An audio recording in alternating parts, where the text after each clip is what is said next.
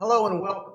I'm Ron, this is Mike, and together we're going to show you how to replace that old toilet with that new toilet. But before we get into the details of today's workshop, Mike, why don't you kind of just run us through an overview? Sure.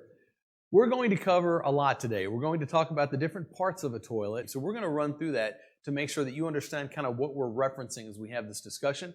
And then we're going to talk about different types of toilets, because most toilets are basically the same, but there are some differences that you might find appealing. So we'll kind of go through that. And then, of course, we'll go through all of the steps of removing an old toilet and installing a new toilet.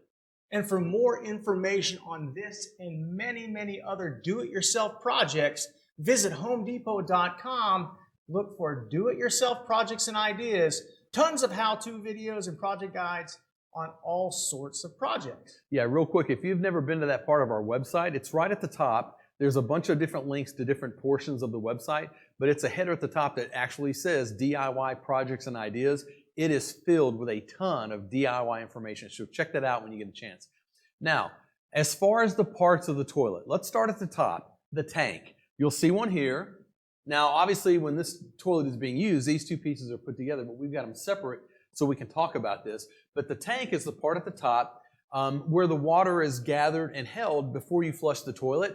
Know this, most toilets come with all of the pieces and parts already kind of connected, or at least in the box, so you don't generally have to buy a lot of extra stuff. But we're going to start with the tank of the toilet. Now, the one cool thing about that is what he just said, is they come with everything. There's not a whole lot of adjusting that's going to be needed to do when you're actually putting in a new toilet. Next on the list is the flush valve and the overflow tube. These sit in the middle of the tank, and they work together to bring water into the tank, and that overflow tube just keeps that excess water from overflowing out of the tank and all over that beautiful new floor. Where you don't want it. That's right. Next is the fill valve. Now that's the device that actually refills the tank after it's flushed. It includes a float. If you've ever looked inside your toilet, there's a part that kind of floats up and rises as the water level rises. When it gets to a predetermined spot, it cuts off the flow of water. So that's how you determine how much water is filled in the tank, the float. Next is the flapper. It's the rubber piece that is opened with the handle. Once flushed, it closes tightly to allow the tank to refill. Now, some toilets do not have a flapper. Instead, they have a rubber gasket that fits around the opening at the bottom of the tank. Yeah, just so you know, they both kind of do the same thing. They both function basically the same. The flapper, you'll see it if you have one. It actually opens up and either covers or doesn't cover that opening to allow the water to flow into the bottom of the toilet. My toilets at home don't have a flapper. They have this round rubber gasket made out of the same material, but it fits down around and kind of circles the outer edges of that opening. So they both do the same thing, but you might have one or the other. Just if you're looking to replace one, let's say you're not replacing your toilet, but you've got a toilet that keeps running, it's probably one of those two things, either the flapper or the gasket. Just remove it, take it to the store to make sure you get the same kind that you need, and then replace it on your toilet. It's super important to understand that there are universal fit flappers, but there are also flappers that are specifically designed for that particular model of toilet. So take that in consideration. Right. Even the gasket, there are actually different sizes. So again, you need to make sure you get the right size, not just the right type. Next up, we're going to talk about the bowl. Now, we talked about the tank. The bowl is the bottom half of the toilet. Now, this has fewer parts than the top part, but it's important when you're installing the toilet to know what's there. There's a toilet flange. That's going to seal underneath the toilet, between the toilet and the floor and the actual drain pipe. That's an area right there that kind of seals that gap. But it needs to be solidly connected at the bottom to keep the toilet stable. And then, of course, we have the wax ring. You're going to hear the word wax ring, but it's kind of inclusive of wax ring or just the actual gasket itself. What I mean by that is sometimes they're going to be made out of beeswax, and then you can actually get them made out of a rubber to provide a seal. This is a bowl gasket. It secures the actual base of the toilet to the flange. Now, the wax ring or the actual gasket will always need to be replaced when installing that new toilet. Now, one thing to know, the wax rings they've been around forever. It's what most people probably had growing up. These other types that are wax-free they're not new. They've been around for a while, but they're newer than these, obviously. The difference is the wax ring is pliable. It's wax, right? When you install the toilet, this kind of meshes and fills gaps and really seals that connection between the flange and the drain pipe and the toilet itself. The issue with these, it's not an issue, but the thing to be aware of is if you're installing the toilet and you decide that it's a little bit crooked, right? It doesn't feel level. If you pull it up, you've broken that seal that you made when this came in contact with the toilet. You can't necessarily reseal that. So that's why a lot of people are starting to use these. I completely agree. That's what I replaced all my wax rings in my home with these. And it's really because I can take the toilet off if I want to refinish my floor or change something out. I can take my toilet off, I can set it aside, I can do what I need to do, and I can use that same gasket and put the toilet back in place. Right, and like Ron said, if you're replacing a toilet and you have a wax ring, you always have to replace this with a new one, always. Not the case with the other. Now let's talk about types of toilets. There are two different toilet styles. There's the two-piece, like the one that you see here, where the tank and the top actually, or the tank and the bowl actually are separate pieces and are connected. So it makes it a little bit easier when you're replacing it because you can take it apart and move it a little bit easier. But there are also one-piece toilets where the tank and bowl are actually one continuous piece. There's no connection. There's no break between the two parts. The advantage of that is you don't have the chance of a leak. If your toilet is connected properly, you won't have a leak underneath the tank, but you could because it's a connection. So if that ever loosens over time, you could possibly have a leak there. That won't be the case with the one piece. And it's also a little bit cleaner because you don't have that gap in the middle. You know, one of the things to consider when you're trying to decide between a one piece or a two piece, well, one pieces are going to be a lot more expensive. They're also going to be heavier for an install, so it's definitely going to be a two-person install. Right. Versus just putting the bowl down and then putting the tank on the bowl. So those things are to be considered. Also, if you're in a very, very small, like a guest bathroom or a hallway bathroom where you don't have a lot of space, the two-piece, that's probably an advantage because it's tough to remove at all the one-piece toilet because you don't have a lot of room to maneuver. But when you're trying to get it out of the bathroom, it might be easier to remove the tank from the top and remove that from the room and then come back and get the bottom half. Maybe a little bit harder if it's one piece, just physically fitting in and out of the room. Something to think about. And then last but not least, kind of a less known type of toilet would be a wall-mounted toilet.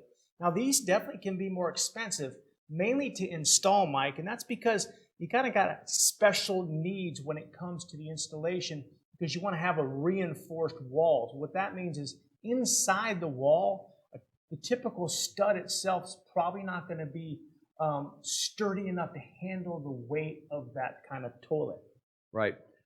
There is another advantage to the wall-mounted toilet. First of all, it's more modern, more contemporary, so if that's the look of your home and that's the look you're going for, that might be a good option.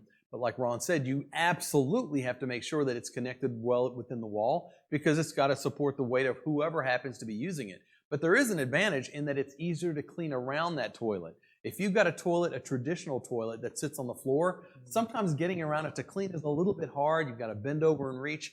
With the wall-mounted toilet, there is no base touching the floor, so it's a little bit easier to clean and keep clean that area underneath the toilet. Now, what about the shape of the toilet? You have two options here, round and elongated. Elongated measures usually up to 31 inches from the wall behind the toilet to the front of the bowl. And most people find these more comfortable because there's just more space. The round bowls extend about 28 inches from the wall to the front of the toilet. They're round in shape as opposed to a more oblong, elongated bowl. And again, most people just find the elongated bowl a little bit more comfortable.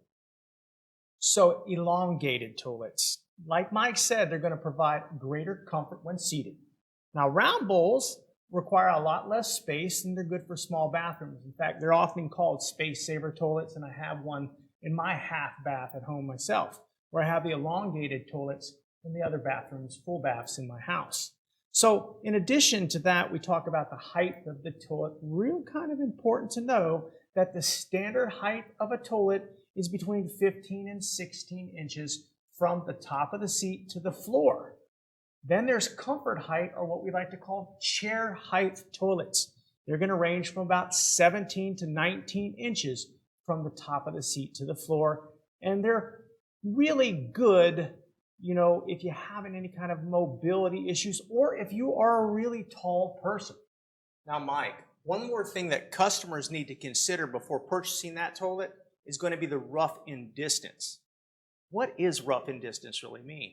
Well, simply put, it's the distance from the wall to the center of the drain or the flange. Now, you can't see the center of the drain when you have a toilet already there, but just know that it's going to be the center of the bolts on either side of the toilet. Now, standard distances today are going to be around what we call a 12-inch rough-in. But if you have an older home, you may have a 10-inch rough-in or even up to a 14-inch rough-in. So it's super important to make sure that you take the measurement. One more key thing to consider, make sure it's from the wall, not the baseboard. I'm going to say it again, the wall, not the baseboard, to the center of the drain, and that is going to get you your rough-in distance. Now, if you don't check, you're going to end up with a toilet that may not fit. Most codes, when we talk about clearance around the toilet, need at least 15 inches. You're going to measure that from the center of the toilet to either side, from any sidewall or obstruction. Now, the National Kitchen and Bath Association recommends at least 32 inches. But there should also be at least 24 inches of clear space in front of the toilet. What does that mean? That means from the distance to the doorway or to the wall. Now, one other option that you have when it comes to a toilet is a dual flush toilet. You may have heard that term. These are becoming more and more popular. You have the option. It's called dual flush because it actually will flush two different ways. You can save a lot of water with the dual flush toilet. The small button, normally there's two buttons, a smaller button and a large button. The smaller button gives you a smaller flush. The larger button gives you a larger flush. So let's say you have, just a toilet tissue or something. You've blown your nose and you throw it in there. You don't necessarily need all this water to get rid of that. So you can use that lighter, smaller flush option and save water. A small button flush uses about 1 gallon of water to flush. The large button takes a little over a gallon and a half. So you can think about over time, the more you use that toilet, you're going to save a lot of money. And Ron, speaking of saving money, did you know that nearly 30% of a home's water use is the toilet? That's right, toilets use a lot of water. Toilets made in the U.S. after 1992 use 1.6 gallons of water per flush, but toilets made before 1992 can use up to 7 gallons of water per flush. That's crazy. An efficient toilet can greatly reduce your home's water consumption and water bills, obviously. We recommend replacing any toilets installed before 1994. One more option is a touchless flush toilet. You can avoid touching the toilet at all because with a touchless toilet, there's a sensor. You literally just wave your hand past it and it flushes the toilet. So it avoids you having to touch the flush handle. Next up, we're going to actually walk you through the steps of removing an old toilet and installing a new toilet. Now, unless you're building a new home or maybe adding on a bathroom where there wasn't a toilet, you're obviously going to have to remove an old toilet in order to install a new toilet. We're going to walk you through all those steps now. The first step is to turn off the water at the shutoff valve. This valve can be found either on the wall or the floor behind or beside the toilet. It controls the flow of the water into the supply line and then into the toilet tank. The tank, again, is the upper section of the toilet where water used for flushing is stored. The bowl is the lower section where the water flows and swirls to complete the flush. Next, flush the toilet to drain all the water from the tank and the toilet bowl. Since you've turned the water off at the valve, the tank will not refill. Use a plunger to force any remaining water down the drain line and remove any remaining water from the tank with a sponge and a bucket. Any small amount of water left in the bowl at this point won't spill out as long as the bowl is left upright while being removed.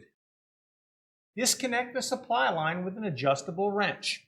It's connected to the water pipe, bringing the water into the bathroom, as well as the toilet fill valve at the base of the toilet tank. If the line has never been removed or has been connected for an extended period of time, it might be a little hard to loosen at one or both of the connection points. Just use a good penetrating catalyst to break down any corrosion that may exist. Be sure to keep the water pipe secure while trying to loosen the supply line at the valve. You do not want to loosen or damage the water pipe or its connection inside the wall or the floor in the process of trying to loosen the supply line connection. And Ron, this is a really important point, because if you're not thinking about how that water pipe is connected inside the wall, and it's easy to forget about because you never see that. But if you're trying to loosen and remove the supply line and it's really tight, if you just go grabbing it with a wrench and jerking it, trying to get it loose, you could be loosening that pipe inside the wall, causing a leak further down the line. So that's why it's really important to secure the pipe while you're loosening the supply line, to make sure you don't loosen something you don't mean to. Now, there will be a small amount of water left in the supply line when you remove it, so you'll want to have something on hand to wipe up any water that spills out. If you're working alone, it may be easier to separate the tank from the bowl. Lifting both pieces together can be difficult for one person. Also know that some toilets feature that one-piece construction that we mentioned before, in which case the tank and the bowl are not separate pieces and obviously cannot be separated. Disconnect and remove the tank from the bowl by removing the bolts from the bottom of the toilet tank with an adjustable wrench. The tank bolts travel from inside the toilet tank to below the bowl. Now, it may be necessary to hold the top of the bolt within the tank while removing the nut below the back of the bowl. Remove the tank by lifting it straight up. If you feel resistance, twist the toilet from side to side as you lift. This will work the flush valve gasket found between the tank and the bowl free from the bowl. To unbolt and remove the toilet bowl from the floor, pop the toilet bowl caps using a screwdriver if necessary. Use a pair of pliers or an adjustable wrench to remove the nuts and washers on the bolts that secure the bowl to the floor. If you find the nuts are rusted in place, you can use a penetrating spray to loosen the nuts. Even if this doesn't loosen the nuts enough to remove them completely, just a few turns will create enough space at the base of the bolts below the nuts to allow you to use a hacksaw to cut the bolts off. You can also use any type of multi-tool with a metal cutting blade in order to make that happen. Now, your new toilet will come with replacement bolts. Check to see if your toilet bowl has been caulked around the base where it meets the floor. If it has, you might need to use a utility knife to score through the caulk seam. Know that on your new toilet, you should avoid caulking around the entire base. Now, Ron, let's talk a little bit about that, because generally there are two schools of thought. Some people will say you absolutely should caulk around the entire base of your toilet. Some people say you should never caulk around the base of your toilet. We kind of land in the middle. There's a reason you want an opening somewhere. If you develop a leak under your toilet and it is caulked all the way around, there's no way for that water to get out, so it could be there for a really long time before you realize it and cause some real damage to your floor. So what we suggest is, for a nice finished look, caulk the sides and the front of the toilet, the part that you see the most, but don't caulk in the back. First of all, you never see that, so it doesn't really matter, but it allows an exit for water if you do develop a leak. So you want to caulk some of the toilet, but not all of the toilet base. And I got to tell you something. In most cases, there is going to be a slight little gap. Your toilet base is never going to sit really flush to your floor. So caulking is going to give it that finished look that you are looking for. Now, gently rock the toilet back and forth until you work it free and can lift it. Move it to the side and expose the old wax ring or whatever else you may have there. Like we said before, a wax ring is that gasket made from beeswax, or it can be a synthetic material or rubber. Its purpose is to create that waterproof seal between the toilet flange and the opening of the drain pipe in the floor, and it prevents water and gases from escaping. After removing the toilet bowl, check the status of the old toilet bowl bolts in the flange located at the floor drain. If you cut rusted bolts off in the previous step, those bolts will need to be replaced at this point with the new bolts that come with your new toilet. If the bolts weren't rusted in place and are in good shape, You can leave them in place and reuse them, or you can replace them. Either approach is fine. The flange is there to create a connection between the floor and the toilet and provide a connection point for the hardware found in the base of the toilet. Use a putty knife to remove old wax rings and wipe away any remaining wax with a damp rag or sponge. At this point, you'll want to stuff a rag into the open line. This will prevent sewer gases from venting into your home, but it also keeps tools from falling into the hole. You'll obviously remove that rag later before installing the new toilet. Inspect the flange. If the flange is cracked or broken, you can replace it or you can use a flange repair ring. Most common types are available in 1 or 2-piece designs. They're designed to fit over an old, damaged existing flange to ensure a good connection for the new toilet. So Ron, one note on that. If you remove your toilet and you see a little bit of damage, that's probably a situation where you don't necessarily have to remove and replace the flange, but you can use a repair kit to, just further secure it. But if you find a lot of cracks or there's a lot of damage, in that case, you really do want to remove it and replace it with a new one.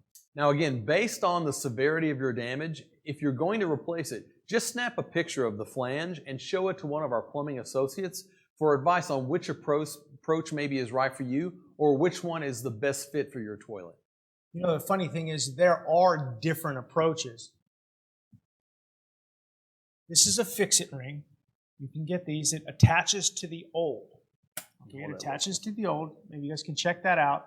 There are different versions of that. Here's a full flange piece, and it's going to fit over top the existing flange and screw into place to provide an awesome seal and an awesome connection point. And then last but not least, well, not really last, but I got 2 other ones here. This is the 2-piece version. It's going to fit side to side for you. And this is one that you would actually cut the top piece of this off. You'd cut this off, flush with the floor, and then you would put the new one down inside the old drain. It would fit right down in there, and then it would screw right down into the floor again.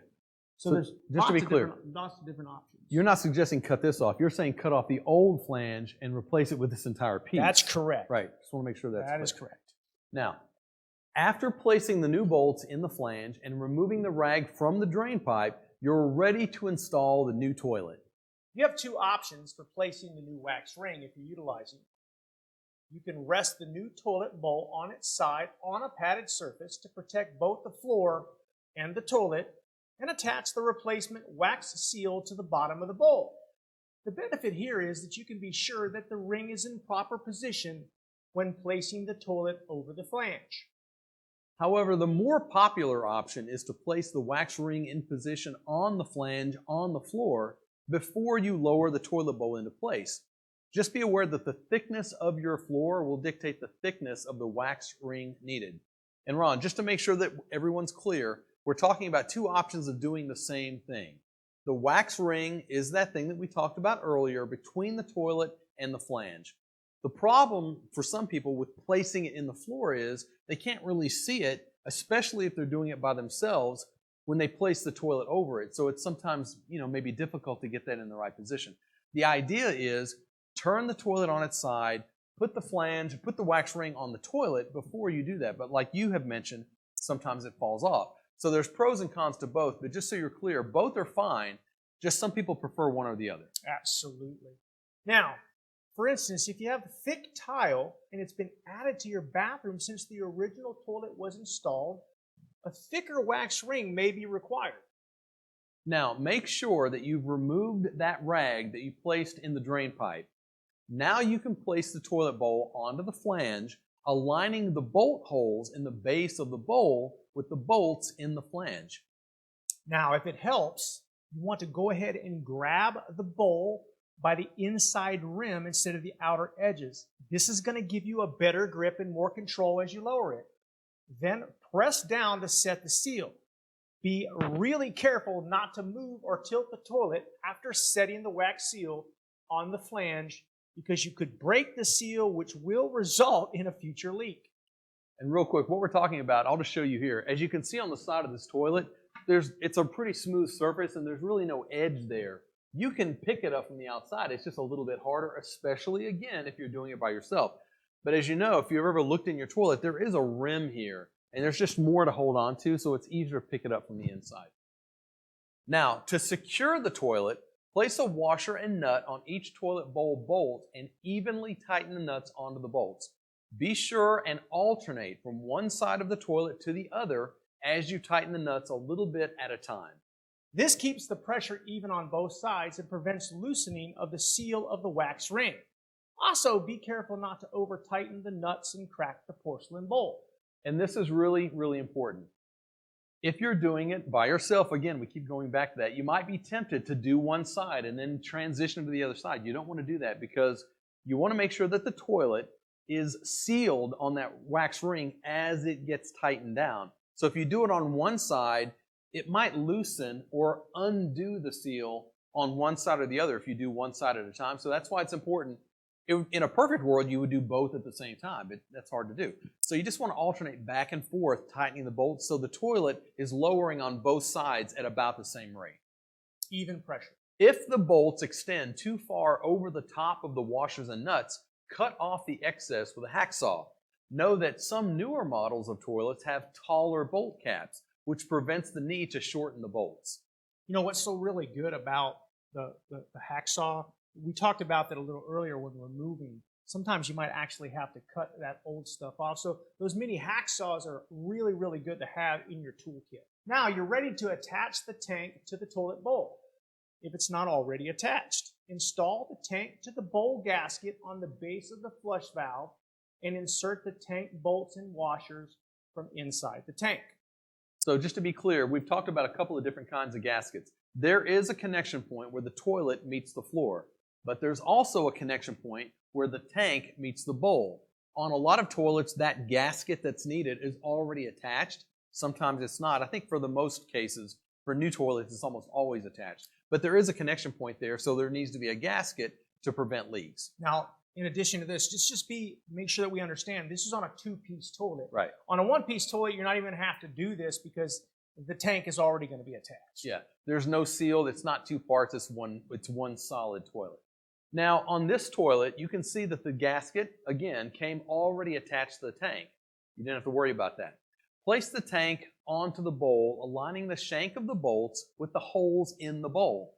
Secure the tank to the bowl by alternately tightening each tank bolt until the tank pulls down and comes in contact with the bowl. So the same concept that we talked about with tightening the toilet itself to the floor, you want to do the same process when you're tightening the bolts that connect the tank to the bowl. You want to alternate back and forth to make sure that you're evening it or tightening it on an even surface. You know, Mike, it's funny that particular process when you're alternating screws or nuts or bolts should be used with just about everything that we tighten down. You never want to over-tighten one side versus the other side because it's not going to create a proper seal in just about anything that we're going to do or build.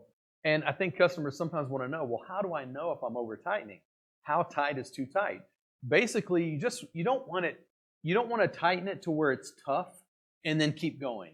So you want to get it nice and snug, but that's it. The only reason you would want to tighten it more is if you, over time, find out that it's not quite secure enough, then you can maybe tighten it a bit more, but you don't want to start tightening it too much. Just get it where it's nice and snug and leave it alone. For me, it's been all about once it's down and it's secure, and I sit down on it, and it's not moving, then I know that it's actually in place really well. Yep. So at this point, we want to reattach the supply line to the exposed portion of the fill valve that's sticking out of the bottom of the tank and to the supply valve that's coming out of the wall or the floor. We suggest replacing your old supply line with a new one at this point, especially if it hasn't been replaced in a while. Now, test the toilet for leaks. Slowly turn on the water at the shutoff valve and allow the tank to fill.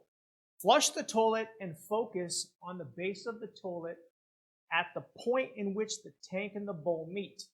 Now you can use a leak detecting dye, which you'll find in our plumbing department, that will make seeing those leaks much easier. And that's an important point because you might think, a leak, I'm going to see a leak. But if the leak is a really small leak and a little bit of water comes out, water is going to be clear. And on that white surface of the toilet, or it could be another color, I guess, but it's really hard sometimes to see that water. If it's a color, it's going to stand out a lot more. So you might have a really, really faint leak. You might miss it if you don't use the leak. And Ron, I know that you had an experience with this. I sure did. So was replacing my mother's toilet. Wanted to do a repair on it first. Come to find out, when she had her flooring put in and they removed the toilet and put the toilet back, they did exactly the wrong thing when it came to the bolts. They over-tightened the bolts and they ended up cracking the tank. Now, I couldn't see that. It was a hairline fracture in the tank, and I could not figure out where the water was coming from. I added some of that leak detecting dye, and I was able to see the little blue line coming out of the side of the tank. And once you've actually cracked your tank, you're done. Yeah, you're done. It's time for a new toilet. Yep. Now, be aware that most two-piece toilets do not come with a seat. Some do and some don't. So just make sure that when you purchase it, you check to see if there's a seat included. If it's not, those are purchased separately. Just be sure that the one that you choose matches the shape of the toilet you've selected and it will fit. Secure the new seat and the lid to the bowl following the manufacturer's instructions. And Ron, when you go in the store, if you look online, you'll see lots and lots and lots of toilet seats. But they all fall into just two categories, and they line up with the bowl shape that we talked about earlier, round and elongated. So while you'll see a lot of options in each of those categories, they're universal. So if you have a round bowl, any round seat will fit. If you have an elongated bowl, any elongated seat will fit. Just make sure you get the right shaped toilet seat to match your toilet. One final tip to think about when you're dealing with a toilet seat. It's going to be a little bit strange, but everybody goes by the premise lefty loosey, righty tighty. And this works in just about everything that we do, except for the toilet seat. The toilet seat is going to be reversed. You're going to tighten it up going to the left, not the right. It's because it's secure from the bottom and it's upside down. That's correct. So if you're looking at your toilet upside down, you're doing it the right way, but you're not. You're standing upright. But with that, the toilet installation is complete. Now, we do want to quickly talk about some of the tools that you'll need. There's not a lot of tools needed for this. It's pretty basic, but there are some things that you'll need. Well, the very first thing is that adjustable wrench. You're going to need that adjustable wrench, crescent wrench, adjustable spanner wrench, because you're going to need to be able to place it over the actual toilet bolt or closet bolts in order to get them off. You can also use an open-ended wrench in order to get them off, whatever you have as far as that. I like adjustable because, you can use it for lots of different things. Here's a little tip for you. A lot of times people have a problem with this moving.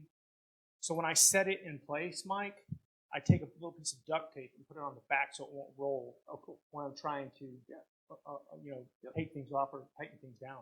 Now, the next thing you'll need is a screwdriver. If you can remember, when we were loosening the bolts on the connections between the tank and the bowl, we had a screwdriver inside the tank to hold that in place as we loosened it on the bottom, to hold that in place while you're doing that. Scraper. I like this because I could use it for lots of different things. Multi-tool. It's a multi-tool, so use it to scrape off the old wax. Real good to have. And then, of course, just a bucket to catch the water that we talked about. When you're emptying out the tank in the beginning of the process, a bucket and some gloves.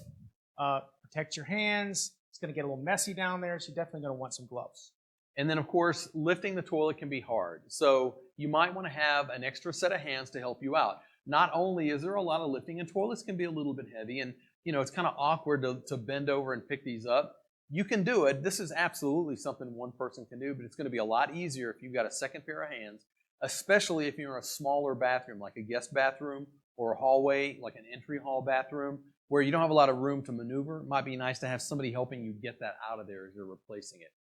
Now, what about all the parts? We've talked about tools, and we mentioned a lot of things throughout the conversation, but just as a quick recap, what are the other things they're going to need? Wax ring for sure. It's going to come with it in the kit, but sometimes you might need a thicker one. You never want to reuse a wax ring. They're super inexpensive, and they should always be replaced. Next up is the flange, and that's the part at the bottom that is the seal between the floor and the toilet itself. When you remove the old toilet, just check to see if your old flange is damaged. If it's not, you're fine, but if it is, this is the time to replace it. Next would be flange bolts. Now, they're going to come in the kit, with the actual wax ring in most cases. We call them closet bolts. They're like little T-shaped bolts. You should always use new bolts when replacing your toilet. And toilet supply line. You know, if the one that you have is really old, if it's frayed, or if it just hasn't been changed out in a long time, it's a good opportunity to go ahead and change that, because one of the places that people run into trouble as far as a leak, if it's not in the actual body of the toilet itself, it might be in the supply line. It's going to be one of those two places, so it just makes sense to go ahead and change it while you've got all these parts disconnected anyway. You know, and with all those different types that are out there today, you just don't know what to do. Bring the old one in, and our Home Depot associate will be happy to make sure that you get the right one. Yeah, and something else to consider. There are supply lines that can detect a leak and shut themselves off, right? So if you're out of town on vacation and you have a supply line problem, it's going to run the whole time you're gone. So two things. Consider getting one of those leak detecting supply lines. The other trick is to turn off your water for your toilet when you're out of town. I do this always. When I travel, I always turn the water off, because I have a coworker that one time went on vacation and came back and their toilet had leaked the entire time they were out of town, and it made a mess and it really damaged their floor. So something to think about. That's an awesome tip. Yep. Toilet seats. Yep.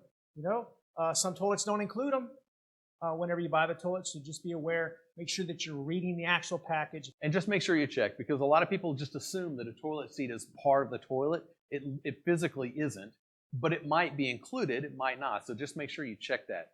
So that's the entire process of removing and installing a toilet.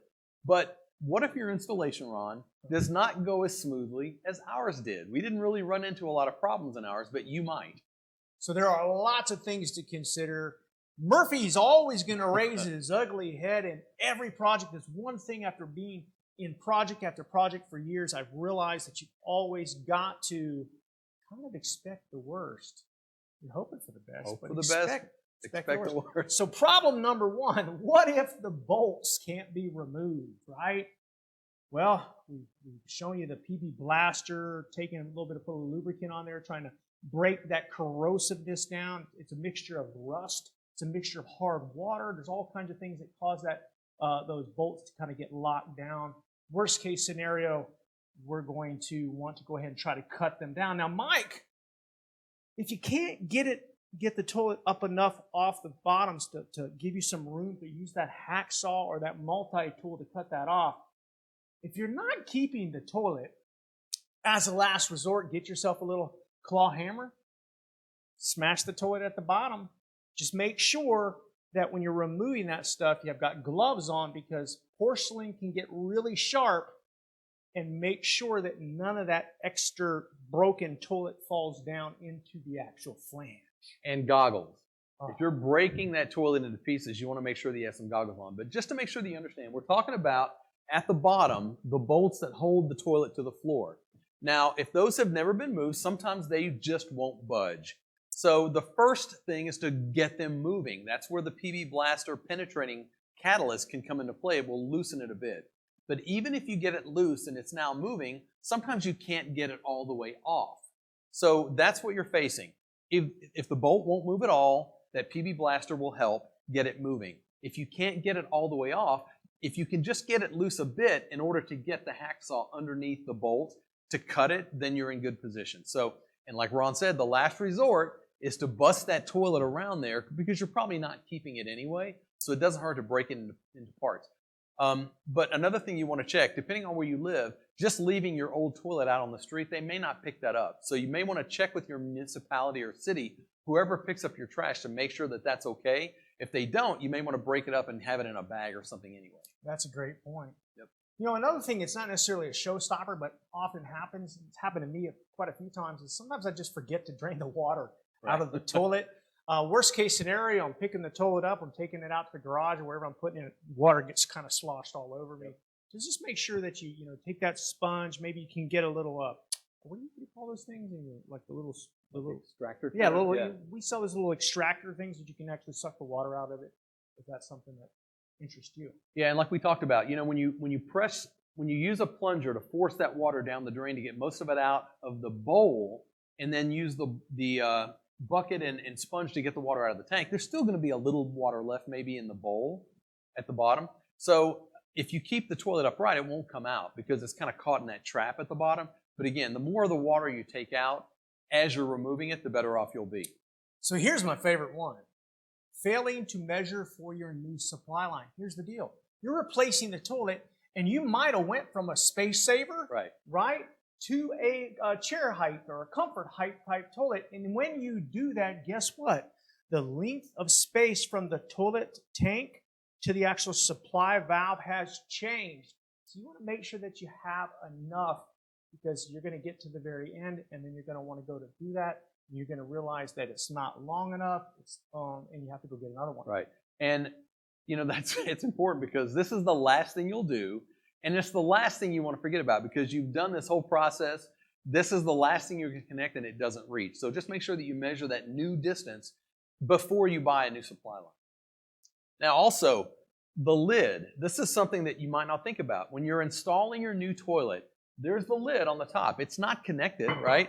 You may forget about that as you're moving it around. If you tip that toilet, that lid's going to fall off and it's going to break. So just make sure that you take the lid off and set it to the side. It's not important during the install. Go ahead and go through all the steps and then add that at the end, because you don't want that to fall off. It's easy to forget about that. Now, we've said this a few times already, and I just want to go ahead and re-emphasize the importance of not over-tightening the nuts and the bolts. You can always tighten them down a little bit as needed. Do not get crazy with that. You get crazy with it, you end up breaking your toilet, and then you got to go out and get another one, because once you break these things, there's no going back. Nope. Now, Ron, what about at the end of the install, you've tightened your nuts, everything is set, but you end up with a little bit of a leak around the base of the toilet. What do you do? Well, the very first thing that I'm going to do is I'm going to try to tighten the bolts down a little bit more to see if that compresses the toilet. Now, here's the trick. The trick is, if you're using a wax ring, have someone sitting on the toilet. Literally have that second person sitting down on the toilet, and then that's going to compress it enough to where you can tighten it down a little bit. Right. That should take care of it. If it doesn't take care of it, you're going to have to remove the toilet, because something happened.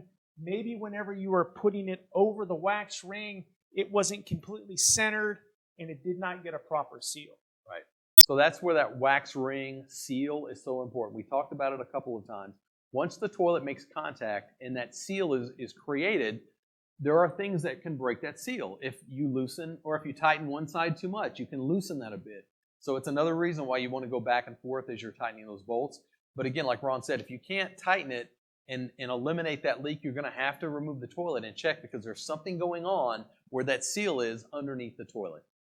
Yes. So with all that being said and done, that pretty much covers how to remove, how to select, and how to replace your toilet. We spent a lot of time with you today. On behalf of myself and, of course, Mike here, what do you got to say to the folks out there? I just want to say thank you for joining us. We hope you got a lot out of this. We hope that you feel empowered to go and take on this project. Good luck with the project. And, of course, thank you for shopping at the Home Depot.